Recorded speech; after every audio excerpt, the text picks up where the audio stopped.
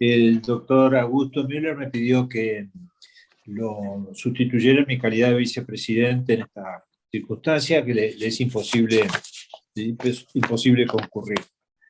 Bueno, entonces pasamos a la presentación de libros y documentos, que en este caso va a estar a cargo del doctor José Enrique Pons, y que va a comentar el libro que fue publicado recientemente, cuyo autor es el doctor Eduardo Wilson, y que se titula Los médicos uruguayos en el tango.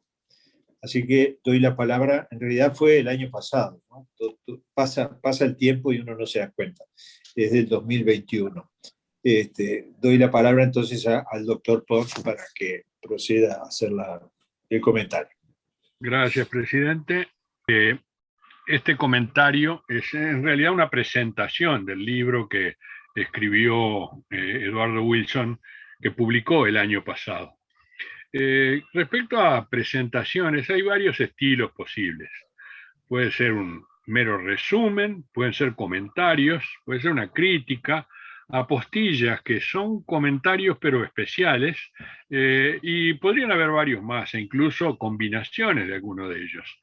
En general, son fruto de lo que quien lee y pretende presentar ha recogido en la lectura.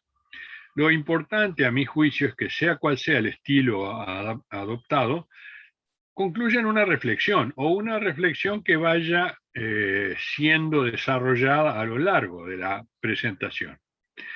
Para el caso, yo he optado por hacer un comentario y apostillas y, por supuesto, reflexionar acerca de ellas. Ahora, es muy probable que muchos de ustedes que me conocen se estén preguntando por qué yo decidí comentar un libro sobre tango, siendo que es notorio que mis apetencias musicales, y a las cuales dedico la mayor parte de mis escuchas, son hacia otro estilo y tipo de música. Bueno, en realidad, antes de comenzar a leer el libro, yo mismo me hice algunas reflexiones. El primero es que está escrito por un querido amigo. Siempre me gusta leer las cosas que publican mis amigos, aun cuando estén relativamente lejos de mis intereses principales. Los aportes que hace Eduardo cada vez que presenta algún escrito, un libro como en este caso, o artículos o lo que sea, son siempre enriquecedores. Y el alcance de esos trabajos siempre va más allá del tema central, lo cual lo hace enormemente interesante. Al hojear el libro, y lo escribí con la H entre paréntesis porque tanto puedo referirme a pasar las hojas como a pasar la vista sobre el contenido del libro, vi imágenes abundantes, afortunadamente, y nombres que han sido evocadores de mi propio pasado, y eso le dio un particular interés y un deseo de comentarlo.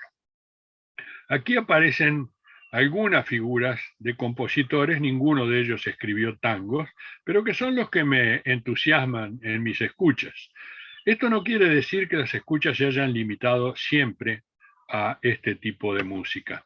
Y especialmente en mi adolescencia, antes de ello, en mi niñez, en la única radio antigua que había en el hogar de mis padres, yo en los ratos que podía apropiarme de la radio, escuchaba la música que más me interesaba, pero el resto del tiempo, tanto mi padre como mi hermano, que disfrutaban mucho del tango, lo escuchaban, de manera que yo también lo oía, y fui dándome cuenta de que especialmente los tangos clásicos, lejos de disgustarme, me interesaban. Me parecía un lenguaje muy escuchable en el buen sentido del término, disfrutable al escucharlo, no era un ruido de fondo ni mucho menos.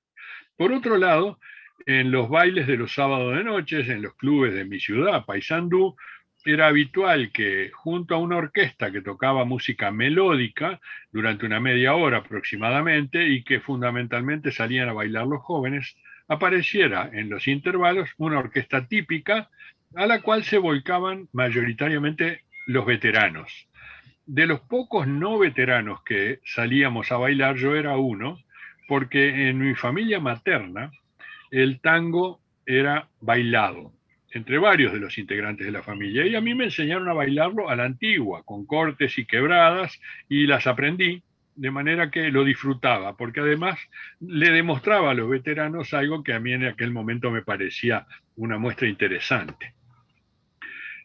Sin embargo, para centrarme y no desviarme simplemente diciendo por qué el tango no me resulta tan ajeno, quiero hacer alguna reflexión más general.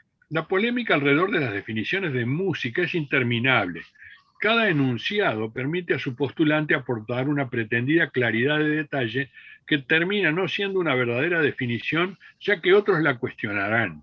Ha sido así a lo largo de toda la historia de la música, lo es en el presente y seguramente habrá definiciones alternativas, discutidoras en el futuro. Por tanto, más que una definición, lo que en general uno encuentra es una opinión. En segundo lugar, una definición, la que se prefiera, cada cual puede optar por la que le parezca más próxima a cómo se siente, abarca lo que la música provoca en cada quien. Y vuelvo a eso, lo que se siente, porque la música se siente. Es decir, se expresa en una particular movilización de la mente. ¿Qué es eso? Sentirla.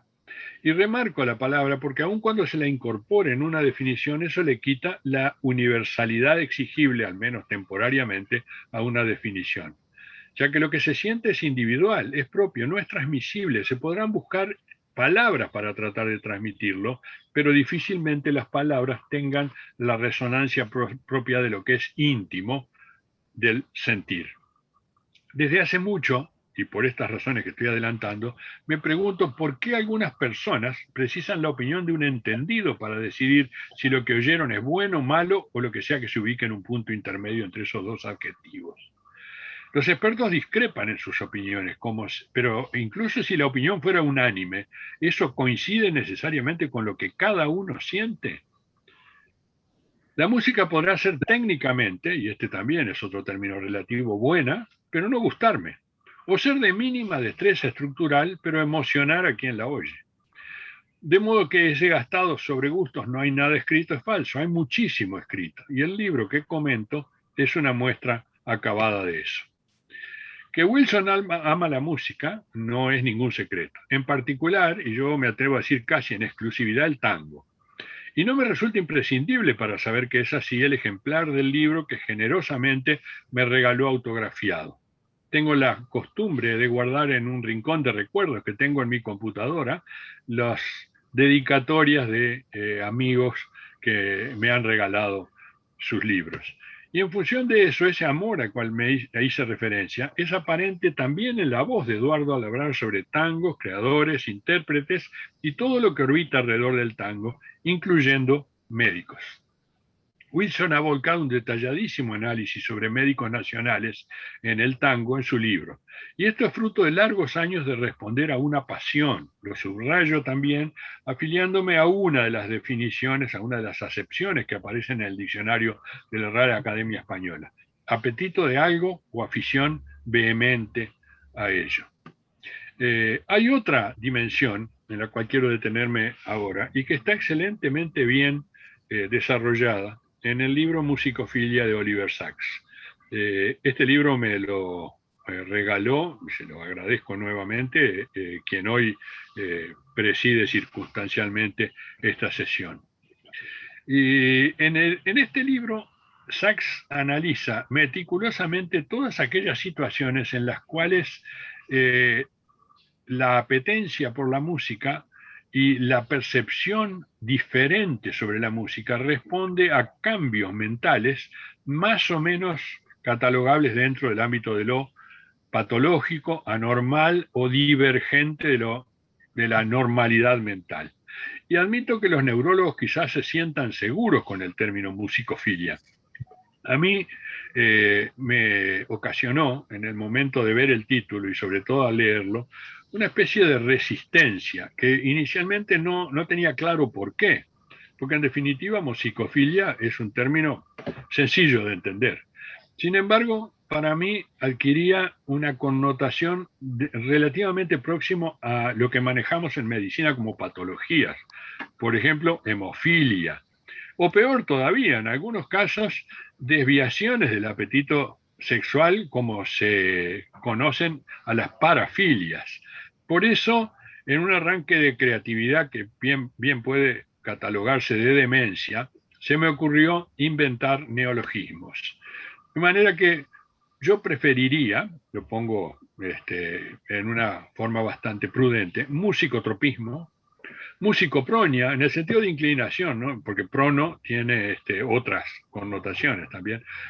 Y esta es la locura mayor, musicogoiteia. Lo fui a buscar en un diccionario de griego que tengo por ahí, porque goiteia es encantamiento. Así que musicogoiteia puede ser encantamiento por la música. Para algunos, ese encantamiento que puede durar toda la vida conduce de manera irresistible ya no solo a disfrutar emocionalmente del sonido, sino también al placer intelectual de indagar en biografías, circunstancias de creación, relaciones con contextos de interpretación y detalles tan minuciosos que en situaciones particulares pueden encuadrarse en musicofilia patológicamente obsesiva. Aparecen varios de estos ejemplos en el libro de Sachs. Y hay algunos que me interesan particularmente. Me puse a leer la biografía de este personaje interesantísimo, que está analizado en el libro de Sachs, pero que es bastante más amplio de lo que el capítulo que Sachs le dedica significa. Anthony Chicoria, curiosamente yo pensé que los norteamericanos o los de habla inglesa lo pronunciarían de otra manera, Saicoria o yo qué sé qué, pero sin embargo lo pronuncian igual, Chicoria, como en italiano. Y él prefiere llamarse Tony. Nació en 1952 y hasta los 42 años la música era una cosa que no le interesaba para nada. No escuchaba música, no le interesaba, no se dedicaba a ella y era un hecho que ocurría lejos de sus intereses particulares. A los 42 años le pasó una cosa particular también, que estaba hablando por teléfono en una de esas cabinas que hay en varios países. Detrás de él había una cola esperando para hablar. Cuando él sale de la cabina, cae un rayo antes de que entre otro sobre la cabina. Él tiene una repercusión por ese impacto, pierde el conocimiento y lo salva la mujer que estaba esperando para entrar a la cabina, que tuvo la suerte de que fuera una intensivista destacadísima, que corre a auxiliarlo y lo reanima. Pasa mucho tiempo internado en coma y cuando se despierta encuentra que tiene una apetencia descomunal por la música, que no puede vivirse en la música, se dedica a aprender música, logra ejecutar y componer, y actualmente es un compositor destacado. Pero aparte de eso, sigue siendo un cirujano ortopédico igualmente destacado. De manera que esa musicofilia no llega a afectar el resto de sus apetencias personales, de sus intereses y lo que desarrolla incluso profesionalmente. Me animé a llamar a esto musicofilia borderline. Una cosa que pese a ser apremiante no entorpece, así fue para Chicoria, ni hace descuidar otras inquietudes profesionales. Y lo menciono porque este es también el caso de Wilson. Él no tuvo seguramente un choque de la naturaleza que tuvo Chicoria, pero algo a él, como me ha pasado a mí, como le ha pasado a uno de nuestros queridos consocios, el doctor Soysa La Rosa, Wilson es un neurocirujano que alcanzó los más altos cargos docentes y un musicogoiteúmenos. Esta es una derivación de la otra locura que inventé antes, de igual relieve. Le interesa profundamente la música y los dos intereses coinciden en él sin estorbarse mutuamente. El musicotropismo admite, al igual que la medicina, especialidades y subespecialidades. Existen los generalistas y los que abordan un sector del universo musical. Eduardo, en este sentido, es un especialista, un tangofílico. El libro que presento es la última, por ahora, contribución suya a un terreno del cual esta sociedad ha conocido varias de sus siembras.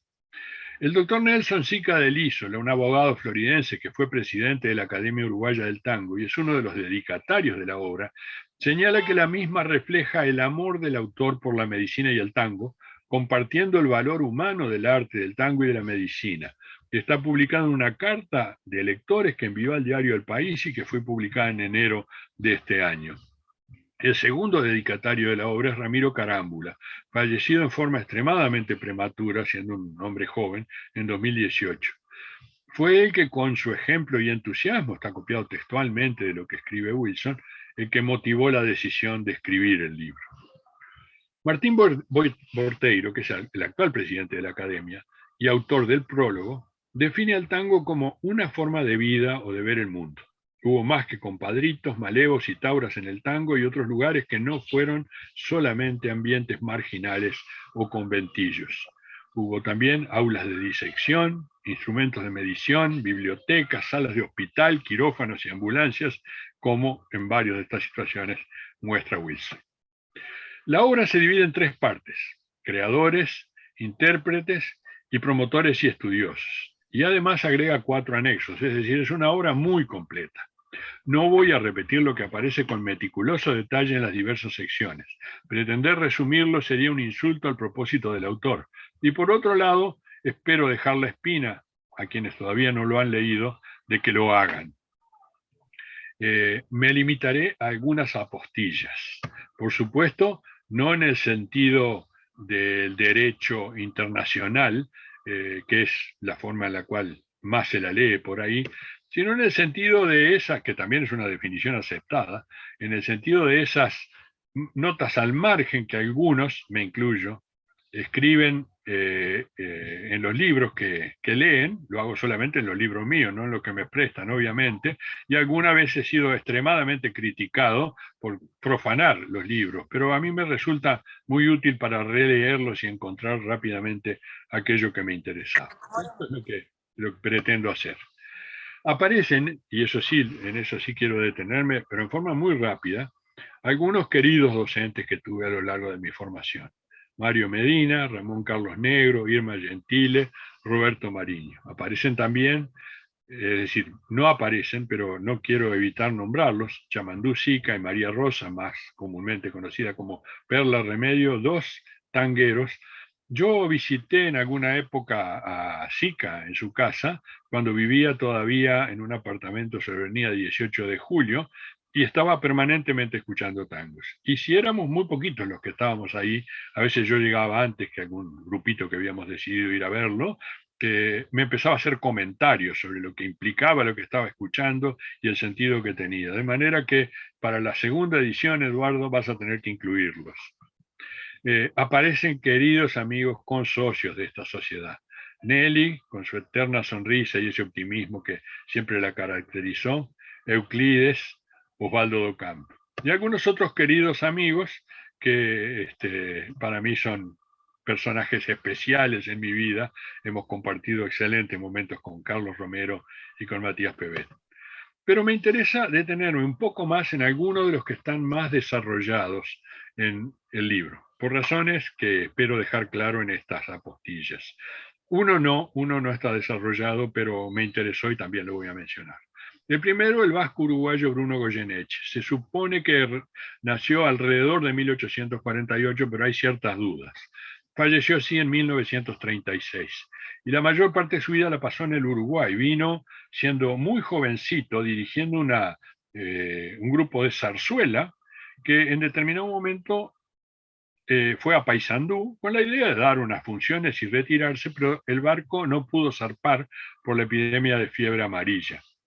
Y se quedó el resto de su vida ahí, excepto los últimos años en que fue a Rivera, donde falleció.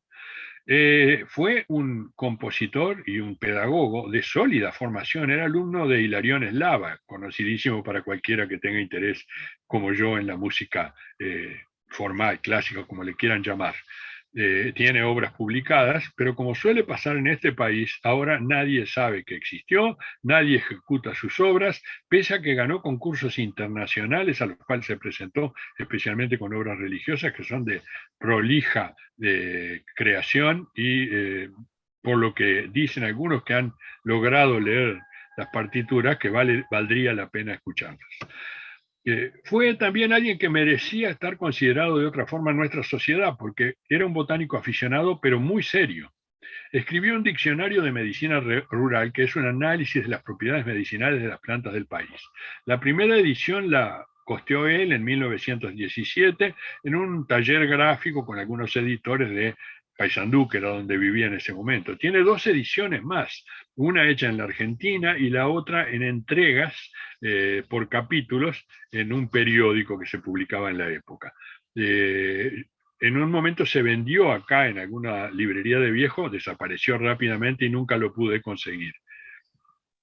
El hecho de que aparezca es que Gratitud, una obra para piano que escribió, aparece como tango. Con Eduardo estuvimos conversando sobre el hecho de que en la colección Lauro Ayestarán aparece como impromptu y no como tango. Mi única duda es que posiblemente, no conozco la partitura, esté escrito en ritmo de tango, porque como dice la palabra impromptu, es una creación libre, puede estar escrita en cualquier ritmo. Pero la razón por la cual aparece es porque un descendiente del doctor Lorenzo Lombardini, el historiador Agustín Lombardini, fue el que le facilitó el conocimiento de esta obra a Eduardo. De manera que al hecho de que Goyeneche le dedicara esta obra a ese médico, Sanducero es un poco exagerado. Vivió así mucho tiempo en Paysandú, hizo una enorme obra en Paysandú, pero nació y murió en Montevideo. Con todo, Goyeneche sí compuso 2 tangos. Uno no tiene nombre y el otro se llama Mi Fal América, que es una especie de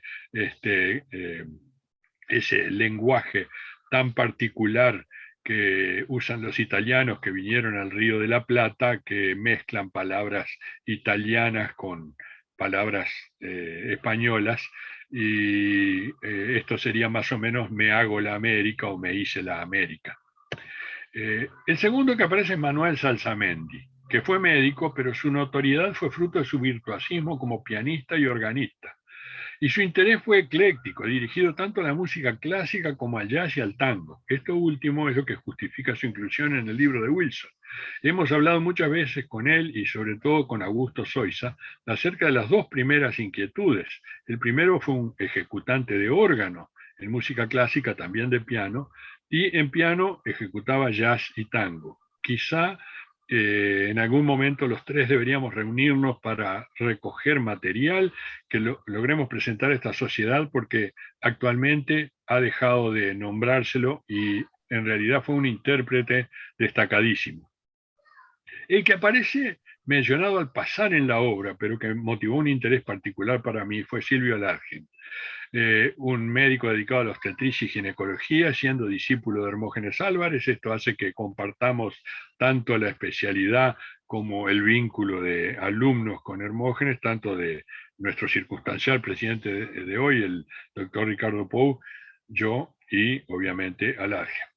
En realidad él desarrolló su carrera en Estados Unidos, donde todavía reside con 90 y tantos años, hasta hace poco ejercía, no sé, en estos últimos tiempos, y siempre ejerciendo obstetricia y medicina materno-fetal.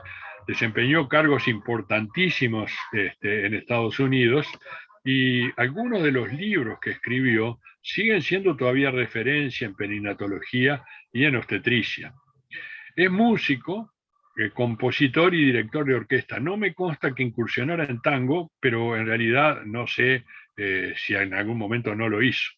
Pero quiero presentarles lo que sigue para volver un poco atrás y luego explicaré por qué. Esta es una nota del año 1963 en la cual se anotaba que se iba a estrenar en el Teatro Victoria una obra de Brecht, El alma buena de Sichuan.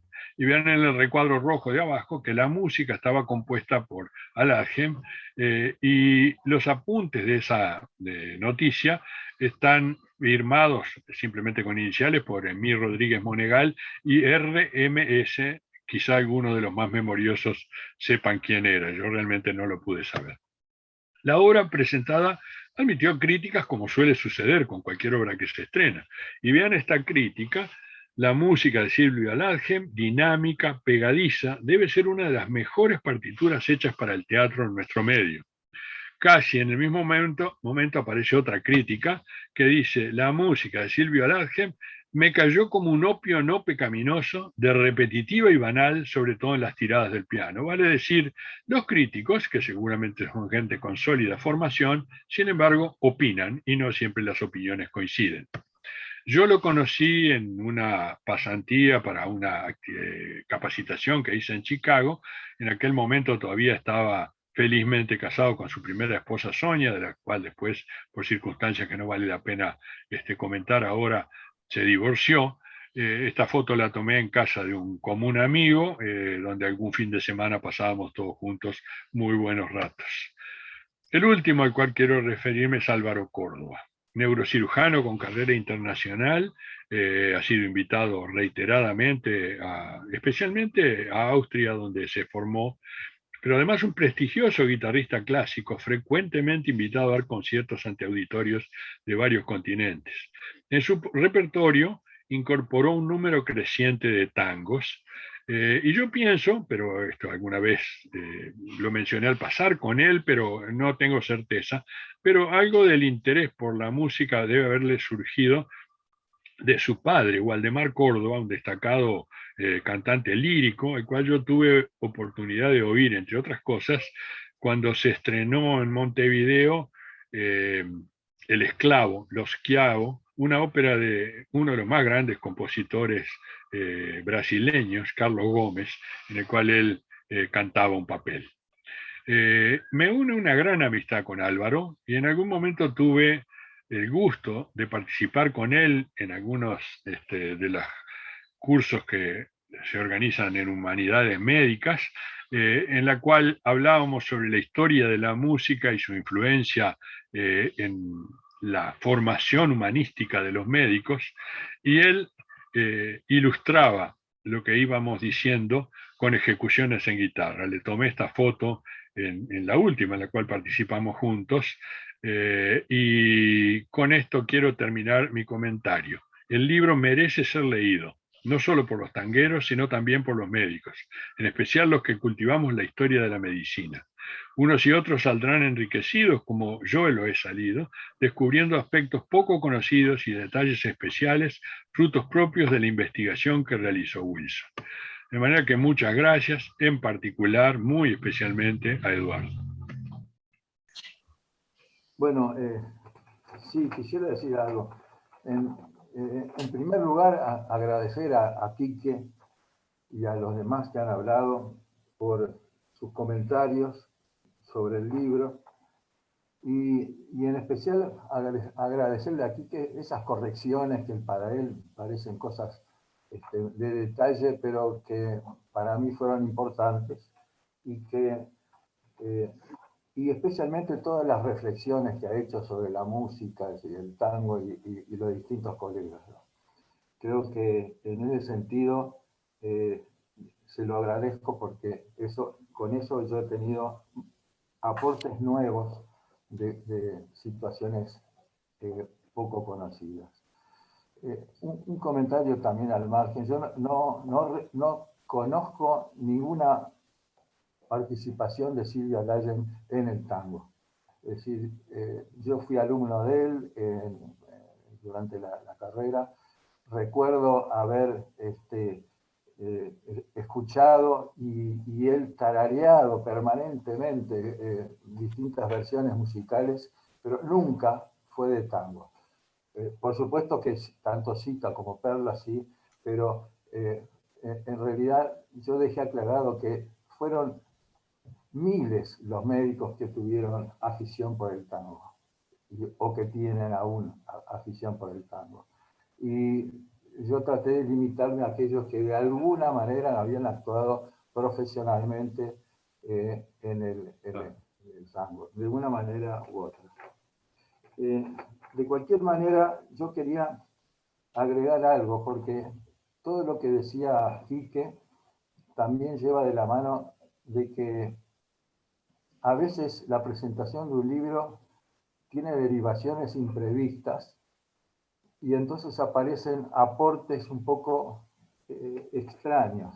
Y a mí me ha pasado con este libro. Y yo quiero comentar, hay varias situaciones, pero voy a comentar uno especialmente porque el tiempo también es hay que considerarlo. Y se refiere a una consideración que me hizo nuestra consocia, la profesora María Emilia Pérez Santarcieni, cuando, después que yo le obsequié con un libro, me llamó y me dijo, ¿sabe una cosa?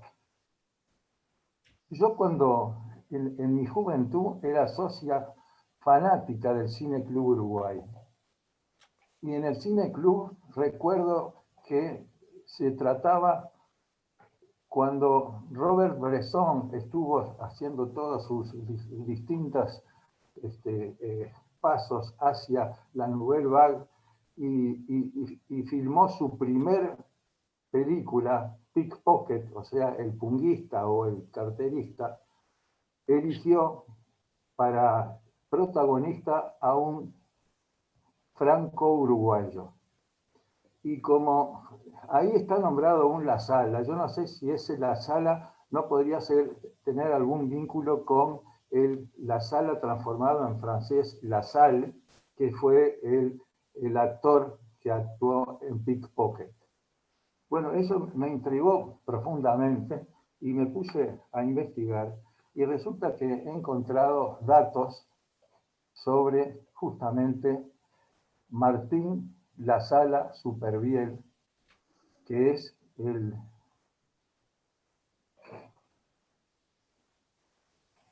era el hijo, no sé si, a ver, Ángela, si me podés ayudar. Sí, doctor, usted ya está habilitado para compartir.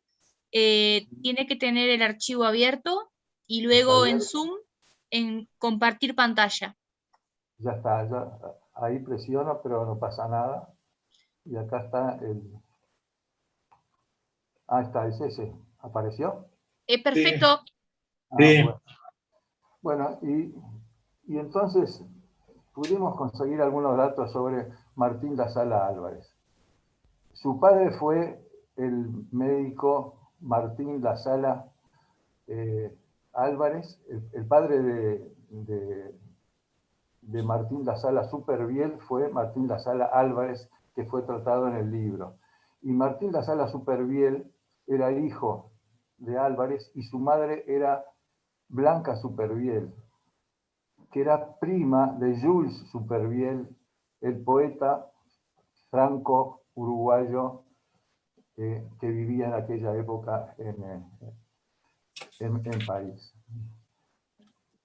Martín La Sala, hijo, nació en 1930.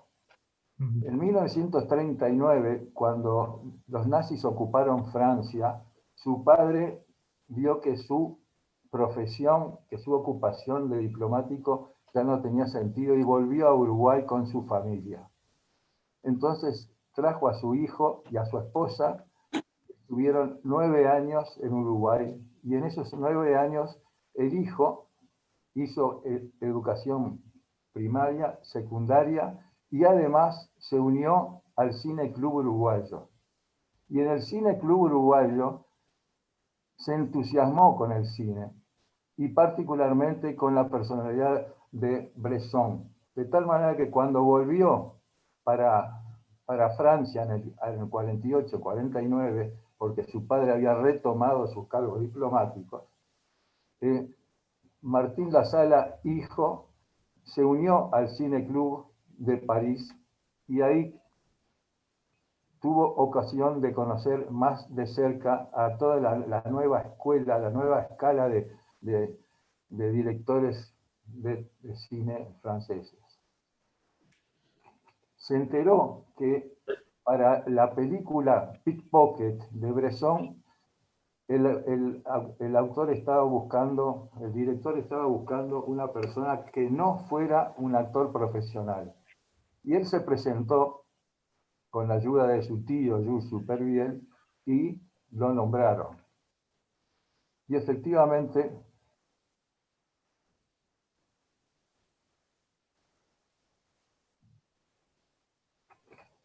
Martín La Sala fue elegido por Bresson para hacer el papel de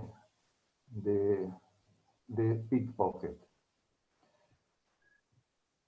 Este es uno de los avisos que se usaba en aquel momento con esa película. Y acá está La Sala junto con su compañera de actuación, que era Marika Green, una joven sueca que estaba en ese momento en París.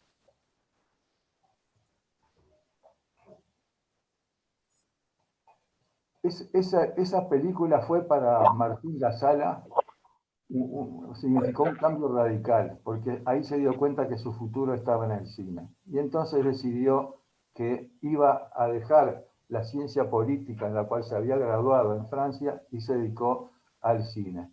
Viajó entonces en España, estuvo luego en Nueva York, estuvo en el Actor Studio de Lee Strasberg, fue compañero de Marilyn Monroe, fue compañero de Nicholson, y ahí, estando en Nueva York, se casó y tuvo con una modelo de ropas con la cual tuvo 2 hijas. En esta foto que estamos viendo, quien está acá es Martín Lasala padre, que yo no pude conseguir ninguna fotografía, digamos, reciente para el libro. Recién ahora la pude conseguir. Y está Martín Lasala padre con su nuera, China Machado, y su nieta mayor, Emanuel.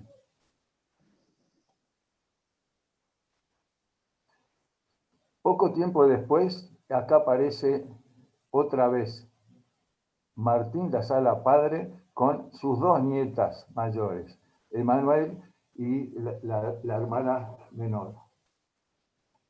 Quiso el destino que ese matrimonio fracasara y Martín Lasala, hijo, viajó a México, se instaló en México, ahí conoció a otra actriz, Rosa Blanco, con la cual se casó y con la cual tuvo una niña.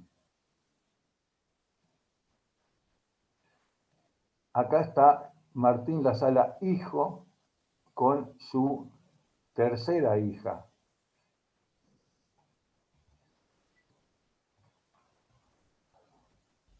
Acá, en ese momento, ya estaba figurando en los primeros planos del cine mexicano. En total, él trabajó en 36 películas en los distintos lugares, a veces en funciones protagónicas y otras de reparto. La hija menor, Narayani, es esta chica que está acá, con su padre, Martín Lasala, hijo, en el momento en que ella se graduó en Estados Unidos en ciencias políticas.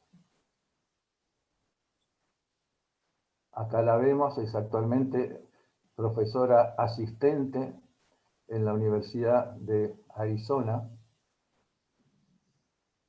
Y finalmente quiero mostrar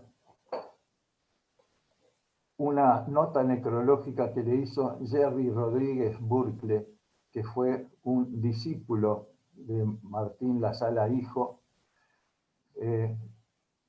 al poco tiempo de haber fallecido en 2018. Decía: bailarías y bailarías con aquella mujer que habría enseñado a vivir tu propia vida. Esto era el leitmotiv de una película corta que habían hecho Jerry Rodríguez y Martín Lasala, hijo. Y terminaba: gracias por la pasta, el vino y las interminables noches de Piazzolla, pero sobre todo, gracias por las valiosas enseñanzas. Bon voyage, maestro.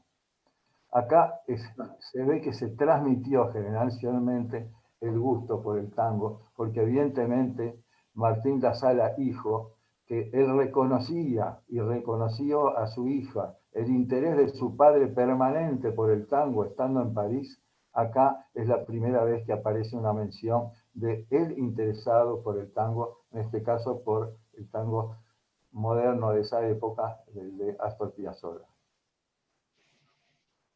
Eso es lo que yo quería mostrarles como agregado, porque probablemente estas son cosas que, si alguna vez tenemos la suerte de poder reeditar esto, son cosas para incorporar y que fueron ocurriendo después de haberse publicado el libro, junto con otros detalles y los detalles que hoy mismo en esta presentación varios de los colegas han aportado cosas que yo desconocía. Así que muchísimas gracias. Terminado entonces esta presentación, vamos a la parte del tema principal. Estará a cargo del doctor Manuel Martí y se titula Guillermo Rawson, médico y político. Cedo la palabra al doctor Pons para que haga la presentación del exponente. Gracias, presidente. Es un honor en realidad para mí presentar a Manuel, un hombre que se ha dedicado con alma y cuerpo a la medicina desde su más tierna juventud, que ha alcanzado sitiales de enorme prestigio y responsabilidad, profesor de clínica médica, seguidor de grandes maestros en la cátedra que dirigió, diabetólogo destacado, integrante de comités de ética, presidente, miembro titular y presidente hace poco tiempo de la Academia Nacional de Medicina de Buenos Aires, presidente de la Asociación Latinoamericana de Academias de Medicina, que incluye también a España y a Portugal, y con una vocación humanista enormemente amplia y con aportes interesantísimos que lo hacen alguien digno de ser llamado maestro y de ser seguido. De manera que para mí es un enorme honor presentarlo a esta sociedad, a la cual se integra a título pleno, y en particular una gran satisfacción de presentar a un querido amigo. Manuel, bienvenido, la palabra es tuya. Señor presidente, en primer lugar, doctor Ricardo Pou, señoras y señores académicos, es también un honor haber estado en la presentación del libro del doctor Eduardo Wilson, que realmente es una obra digna de tenerse en cuenta. Vamos a hablar de Guillermo Rawson. Calculo que es conocido también en el Uruguay. Es un hombre que perteneció a esas épocas en donde los médicos y las personalidades en general se ocupaban también de la política. Es decir, se ocupaban del progreso, se ocupaban en el crecimiento de sus países. Y eso también se vio mucho, sin duda, en el Uruguay. Guillermo Rawson fue un médico, fue un político, fue ministro, y realmente fue un hombre que se ocupó mucho de la medicina y también del país. Se llamaba Guillermo Colesbury Rawson y fue una de las mentes más brillantes de nuestro país en el siglo XIX. No era porteño, ya que había nacido en la ciudad de San Juan el 25 de junio de 1821. Es el segundo hijo del matrimonio conformado por el médico norteamericano Aman Rawson y María Josefina Rojo Frías, perteneciente a una de las familias fundadoras de la ciudad, cuya población en ese entonces era simplemente de 10.000 almas. No era rara la inmigración norteamericana en la Argentina. En el censo de la ciudad de Buenos Aires de 1887 se encontraban 579 norteamericanos afincados en la capital. Como era protestante, Anna Rawson se convirtió a la religión católica para casarse por la iglesia, que era la única forma posible y legal de casarse en esos tiempos. Anna Rawson había nacido en 1794 en Montague, Estados Unidos, de una noble familia inglesa, aunque el padre había luchado por la independencia de los Estados Unidos. Luego de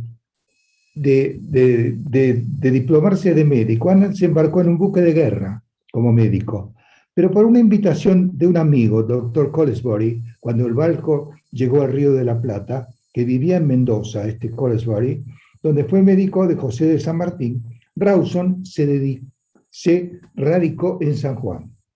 La amistad entre los dos médicos se consolidó y Rawson puso a su segundo hijo el nombre de su colega y amigo. Por eso este nombre raro de Guillermo Colesbury Rawson. El primer hijo del matrimonio, nacido en 1818, era Benjamin Franklin Rawson, notable pintor y retratista que falleció en el 871 como consecuencia de la epidemia de la fiebre amarilla que arrasó la ciudad de Buenos Aires durante ese año. El nombre de Franklin fue seguramente en honor del patriota norteamericano. Y comenzó sus estudios en San Juan, los terminó en Argentina, retrató a Diego Alcorta, que era el maestro de su hermano, y como curiosidad, muchos descendientes varones de la familia Rawson, que existen en la Argentina, llevan como segundo nombre el de Franklin, recordando a este antecedente. La educación primaria de Guillermo la recibió en la provincia y la madre falleció cuando él era muy pequeño. Entonces el doctor Aman Rawson decidió que su hijo continuara sus estudios en Buenos Aires, sus estudios secundarios, bajo la dirección de otro médico famoso, el doctor Diego Alcorta, famoso también por la novela Amalia, en donde José Mármol lo recuerda. Era profesor de filosofía, además de médico. El doctor Alcorta guió al joven Rawson, ya que su padre permaneció en San Juan, y falleció muy joven, en 1842, seguramente por un infarto, en los brazos de sus discípulos Guillermo Rawson y Cosme Argerich, a poco de haber cumplido 41 años. Guillermo Rawson ingresó en el colegio de los jesuitas a cargo de estos sacerdotes que habían reingresado al país a instancia de Juan Manuel de Rosas, quien los expulsó luego por no acatar las directivas del cabildo. Recuerdan que en el 1778-80 Carlos III había expulsado a los jesuitas de América. Y sin embargo los jesuitas permanecieron como compañía y Rosas los invitó nuevamente. Pero cuando no quisieron poner su retrato en el altar, como él pedía a todos los sacerdotes, los echó. Los echó nuevamente de la Argentina. Durante las clases de física, Rawson tuvo la idea del telégrafo, inventado por Morse 5 años más tarde. Al terminar su bachillerato, continuó sus estudios en la Facultad de Medicina, siguiendo la vocación de su padre y de su mentor, Diego Alcorta. Guillermo egresó de la facultad en 1844 a los 23 años. Su carrera había sido tan brillante que sus profesores solicitaron a las autoridades que no se le tomaran las pruebas de defensa de la tesis, apadrinada por el mismo Claudio Mamerto Cuenca, es un mártir de la batalla de Caseros, cuando estaba trabajando de médico en la batalla. Fue además un gran literato. La universidad no aceptó esta conducta que le pedía Claudio Mamerto Cuenca, y Rawson defendió su tesis en forma sobresaliente. El tema de la misma fue la transmisión de las facultades fisiológicas y patológicas en el hombre por la vía de la herencia. Es la primera tesis sobre genética que existe. El rector, que se había visto obligado a rechazar la solicitud de la defensa, la instó a Cuenca a que dijera unas palabras de felicitación en nombre de la facultad y le entregase su diploma. Las palabras de Cuenca fueron encomiásticas y le auguró al recién diplomado un futuro de gloria. Al recibirse, Rawson no permaneció mucho tiempo en Buenos Aires y retornó a San Juan, gobernada entonces por Nazario Benavides, uno de los clásicos caudillos federales que tuvo el país, seguidor de Rosas, con el que el Nobel médico no tuvo muchos inconvenientes, a pesar de no comulgar con sus ideas y por su parte Benavides lo trató con alguna consideración. El mismo año de su llegada fue elegido diputado. En una forma rara, sus amigos lo presentaron el mismo día del comicio para que sea elegido. En la legislatura, junto a su amigo y pariente Tadeo Rojo, impulsó una ley de enseñanza primaria y otra sobre las municipalidades rurales que no fueron del agrado del gobernador y los trató de salvajes unitarios, si bien no los persiguió. Con la caída de Rosas, Benavides se mantuvo en el gobierno, aprovechando un viaje del gobernador, la legislatura promovió un golpe de Estado en la que estaba Rawson, y Rawson fue perseguido y encarcelado, si bien por poco tiempo. En 1854 fue elegido diputado. Y para esa época, Guillermo Rawson, como la mayoría de los políticos liberales de ese tiempo, se unió a la masonería e ingresó en la logia masónica Unión del Plata, el 1 de julio de 1856. La logia había sido fundada por Sarmiento, al que ya conocía a Rawson desde San Juan, el 9 de marzo del mismo año. Es decir, que muy probablemente Sarmiento lo haya invitado a que se incorpore. Y en esta logia estuvieron Bartolomé Mitre y José Roque Pérez. José Roque Pérez sería quien luego uniría a todas las logias en la Gran Logia Argentina en diciembre del 57.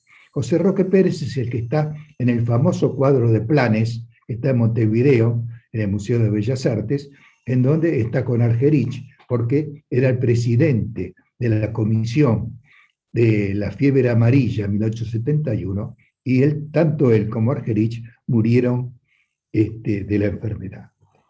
En 1861, después de Pavón, Rawson retornó a Buenos Aires. Habían transcurrido 15 años desde su partida, porque fue diputado en Paraná. Pero en 1862 San Juan lo nombra senador. Su personalidad política tenía tal peso que Bartolomé Mitre, elegido presidente el 5 de octubre del 62, Mitre, recordemos que era uruguayo, era de familia uruguaya, que el padre fue un importante militar uruguayo también. Mitre nombra a Rawson ministro del Interior de su gobierno. Fíjense, un médico ministro del Interior. En su cargo fue un gran sostenedor del presidente, que lo consideraba una persona cercana a la perfección moral, como lo señaló en sus exequias. Su actividad como ministro fue notable. Creación del telégrafo de Buenos Aires a Rosario y a Montevideo también. La primera conexión que se tuvo por telégrafo con Montevideo fue obra de Rawson. Construcción del ferrocarril de Rosario a Córdoba. Implementación del sistema métrico decimal. A nosotros nos parece que el sistema métrico decimal lo tenemos desde siempre, pero sin embargo no hace demasiado tiempo. La inmigración galesa a la Patagonia estudió, lo cual fue reconocido con la imposición del nombre de Rawson a la ciudad que es hoy la capital de la provincia del Chubut. Durante la Guerra de Paraguay, Rawson permaneció como ministro del Interior y atendió al vicepresidente Marcos Paz, afectado por el cólera, a fin de diciembre del 67. Marcos Paz falleció y Rawson tuvo que hacerse cargo como ministro del Interior de la presidencia, ya que Mitre estaba en el frente de batalla. En esos momentos hubo un movimiento revolucionario en Santa Fe que fue sofocado por Rawson, y al volver Mitre al gobierno desautorizó a Rawson e intentó reemplazarlo con Sarmiento, por lo cual Rawson renunció al ministerio. Las elecciones de 1868, Rawson fue candidato a presidente por un grupo de sostenedores. Ganó Sarmiento por amplia mayoría contra Urquiza, Elizalde, Rawson y Vélez Sarsfield. Fue la primera vez en el país que un presidente electo transmitiera el mando a otro presidente electo, cosa que no ha ocurrido con demasiada frecuencia. Fue nuevamente diputado y senador, se enfrentó con Sarmiento en diversas oportunidades, nunca se llevaron bien. Estos enfrentamientos fueron en ocasiones violentos, en especial por la ley de amnistía a los revolucionarios mitristas de 1874, promovida por Rawson, que achacó a Sarmiento durante la discusión el asesinato del Chacho Peñalosa, que fue un caudillo del interior de nuestro país. El 29 de enero de 1879, Rawson se casó en la iglesia de San Nicolás de Bari, en la Argentina, es donde está ahora el obelisco, con su prima Jacinta Rojo Angulo.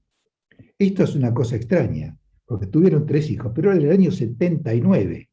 Lo que pasa es que esta mujer, Josefina Rojo, fue el amor de la vida de Rawson, pero era casada. La mujer se separó y estuvo en pareja con Rawson, pero no se podían casar, hasta que ella finalmente quedó viuda, y ahí es cuando se casan en 1879. Tuvieron 3 hijos, Adolfo Rawson Rojo, Abraham del Carmen, que falleció a los 10 años, y Josefina Rawson Rojo, que se casó con un belgrano, y de este matrimonio desciende una familia muy conocida en la Argentina, que son los Belgrano Rawson. Durante la epidemia de fiebre amarilla del 71, tuvo Rawson una actividad heroica. Él y su hermano contrajeron la enfermedad, su hermano Franklin, lo que ocasionó la muerte de Benjamin Franklin Rawson, colaborador en la lucha contra el flagelo. Ya había actuado Guillermo en las epidemias de cólera que habían asolado Buenos Aires en el 67 y en el 68. Muchas de las personas que ayudaron en la academia se contagiaron también, entre ellos el mismo Rawson, Mitre y sus 2 hijos, que se salvaron. Luego de ser diputado se incorporó nuevamente al Senado y ese año fue nombrado miembro de la Academia Nacional de Medicina, honor que declinó. Nunca supe por qué no había sido académico de medicina. El año anterior se habían reorganizado los estudios médicos y fue elegido como profesor de higiene, el primero que tuvo la facultad, retornando a su primitiva vocación de médico, que nunca había abandonado del todo. Sus clases eran seguidas por los estudiantes, los médicos y otras personas interesadas. La versión taquigráfica fue editada en París a iniciativa de Mariano Acosta en 1876. En la docencia había enseñado también historia e inglés en el Liceo Federal de San Juan. Fue profesor de filosofía en la Universidad de Buenos Aires y es el primer profesor de higiene en la facultad. En 1874, Adolfo Alsina le propone ser candidato a presidente, lo que Rawson no acepta.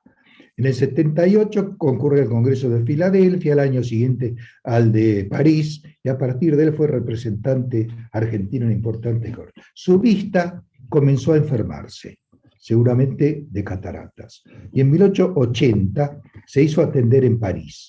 En 1885 vuelve a París para tratar sus problemas oculares, y la municipalidad, y acá vale la pena señalar la honradez, y la municipalidad otorga un subsidio de 6.000 pesos para estudiar novedades que se puedan emplear en la ciudad.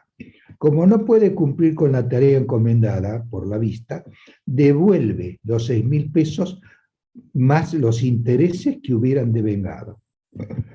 Ya en 1883, y en razón de su estrechez económica, se le había otorgado una pensión especial que utilizó en parte para instituir un premio sobre higiene en la Facultad de Medicina, premio que todavía existe. Además, vale la pena señalar que era pobre de solemnidad, cosa que no ocurre en estos momentos con muchos de nuestros ministros. En 1880 creó la Cruz Roja Argentina, junto a Toribio de Ayerza. La Cruz Roja Internacional había sido creada por Jean-Henri Dunant el 12 de agosto del 64. Y el presidente Avellaneda ratificó el Convenio de Ginebra en el 79 y al año siguiente fundó la filial argentina Rawson y Toribio de Ayerza. Hacia 1881, Rawson estuvo nuevamente en París, tratando de obtener la curación de los problemas oculares que lo afectaban. Volvió nuevamente a la Ciudad Luz en 1885 con el mismo problema. Y a mediados del 88 retornó a París y se alejó en forma deliberada de los negocios públicos, siendo su casa la estación de los argentinos que habitaban en la ciudad y la visita de los viajeros. Al fin de 1889 su salud comenzó a deteriorarse. Sus ataques de asma, que padecía en forma crónica, se hicieron más frecuentes. Yo no sé si sería el asma o sería una insuficiencia cardíaca, quizás. Apareció en el borde de la lengua una pequeña úlcera que era en realidad un carcinoma que debía ser extirpado. La intervención quirúrgica se realizó el 29 de enero de 1890. Se utilizó el cloroformo como anestésico. El posoperatorio no fue bueno y parece que nunca se despertó del mismo. Finalmente falleció en París el 20 de enero de 1890. A las 3:15 a los 3 días o 4 de haberse intervenido. A las 3:15 de la mañana en los brazos de su familia y amigos. Sus restos fueron expatriados por el gobierno el 27 de abril y llegaron al puerto de la capital. Y fijemos, ahora sabemos, gracias al doctor Alberto Piñeiro, que en Uruguay, porque paró en Río de Janeiro y en Montevideo, lo despidieron Ramón José Román y Escolástico Lima, que seguramente lo conocerían o serían cohermanos de alguna logia. Los restos fueron inhumados en la Recoleta el 29 de septiembre de 1892 y se inauguró su monumento mortuorio en el citado cementerio por una contribución de sus admiradores y amigos. En Francia, sus restos fueron despedidos por José Cepaz, ministro plenipotenciario de la Argentina, y por el señor José Antonio Ocantos, en nombre de sus compatriotas en París.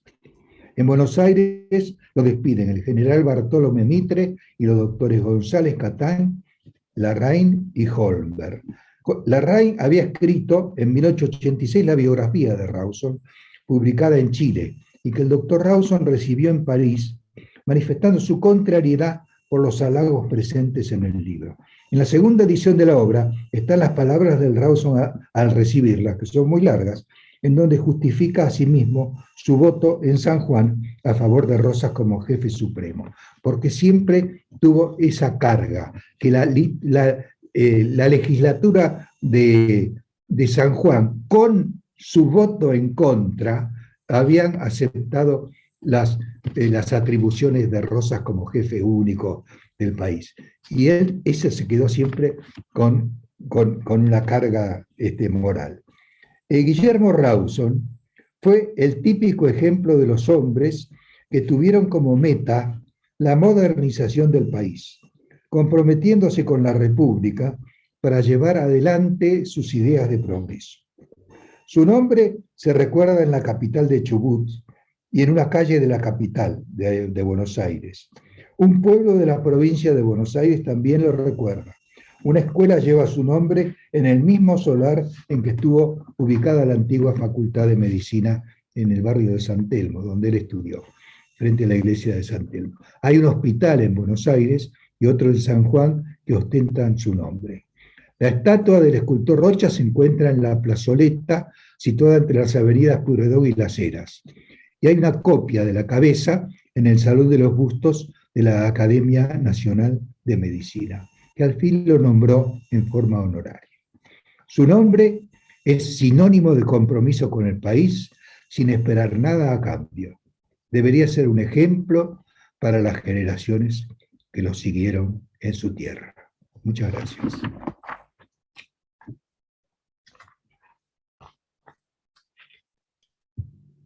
Muchas gracias, doctor Martí. Preciosa su exposición. Muchísimas gracias por la invitación y por la paciencia. Bueno, que se repita. Entonces, si no hay más temas para tratar, levantamos la sesión. Muchísimas gracias. Muchas gracias. Hasta luego.